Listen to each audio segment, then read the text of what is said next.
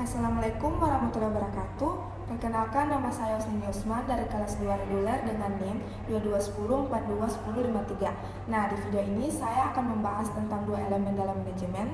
Sebelum itu, di dalam manajemen ini terdapat 6 elemen, yaitu man, money, material, mesin, market, dan method.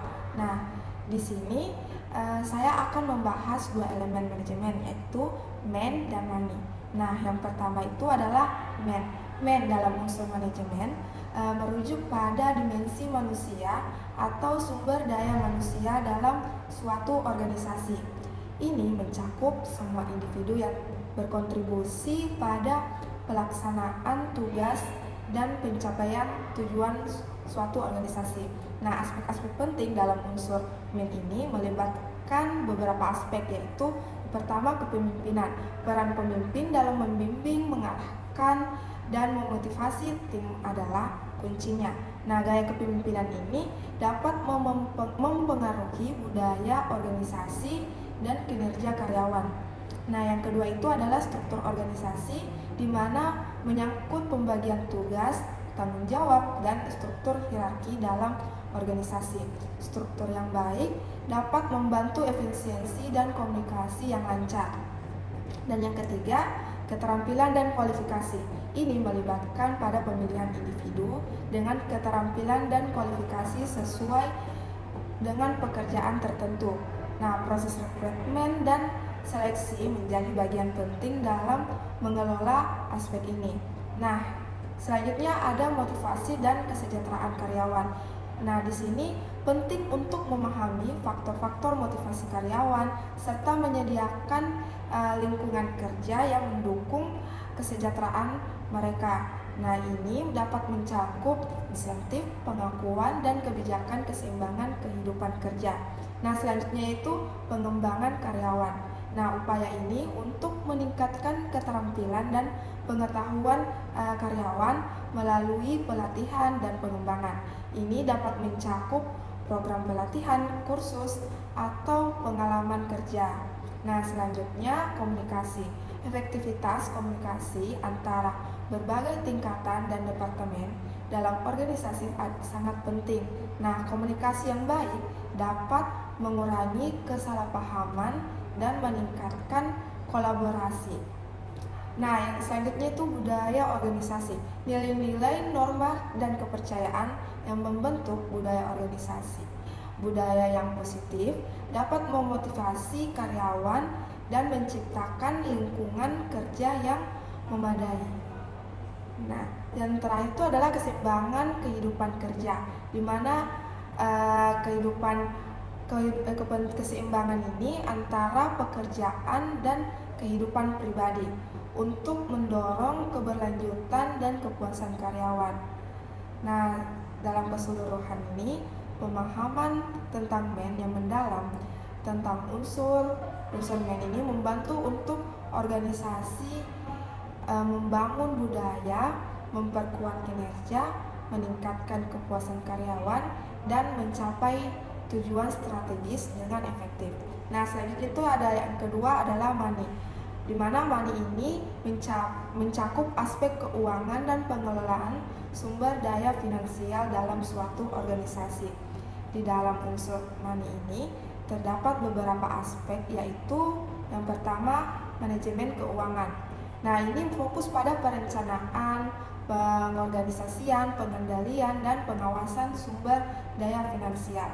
Ini mencakup pembuatan anggaran, pengelolaan likuiditas, dan pemantauan arus kas. Nah, yang kedua itu anggaran organisasi. Proses perencanaan yang struktur untuk mengestimasi dan mengalokasikan sumber daya ke berbagai kegiatan atau departemen. Nah, anggaran membantu organisasi untuk mengelola pengeluaran dan menetapkan prioritas keuangan. Nah, selanjutnya pengeluaran dan investasi. Pengembangan di mana bagaimana organisasi menghabiskan dan menginvestasikan uangnya, di mana keputusan investasi yang cerdas dapat meningkatkan pertumbuhan jangka panjang dan keberlanjutan organisasi. Nah, selanjutnya itu pengelolaan utang dan modal. memahami struktur modal organisasi dan memastikan pengelolaan utang yang sehat ini dapat melibatkan pemilihan sumber pendanaan yang sesuai dan pengelolaan risiko keuangan. Selanjutnya ada pengembalian investasi atau ROI, evaluasi efektivitas investasi dengan membandingkan keuntungan yang diperoleh dengan biaya yang dikeluarkan. Nah, memahami ROI ini membantu untuk organisasi membuat keputusan yang berbasis data terkait proyek dan inisiatif.